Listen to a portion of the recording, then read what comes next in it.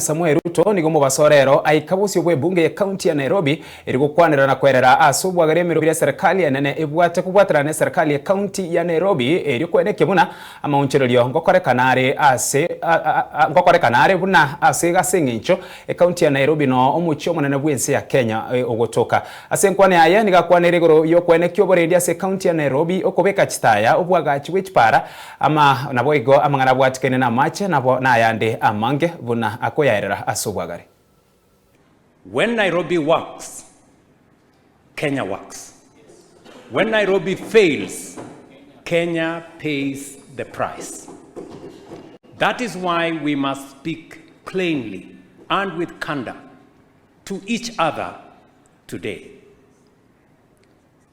And because a functioning city must also be a safe city, we will strengthen urban security through establishment of a Nairobi Metropolitan Police framework to support coordinated, responsive, and effective security management across the capital.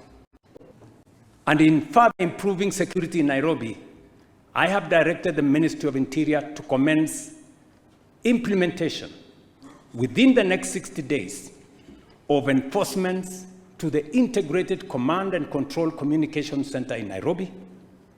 This will improve CCTV camera coverage across the city and accelerate digitization within our security services, including digital occurrence books, advanced data analytics, and artificial intelligence systems, all aimed at improving responsiveness, efficiency, and turnaround time in our police stations.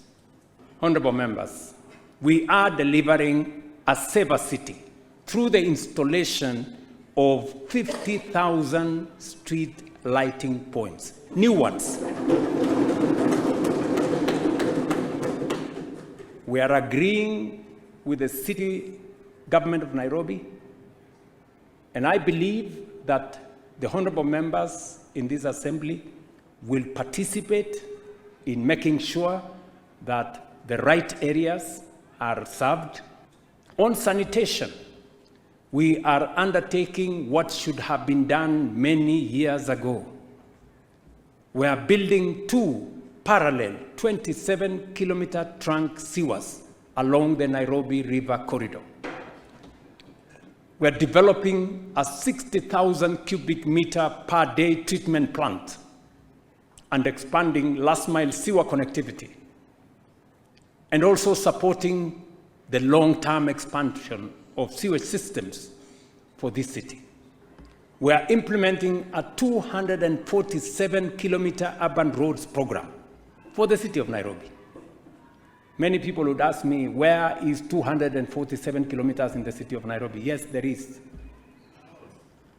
The first phase of 63 kilometers is already ongoing and expected to be completed in the next 2 months.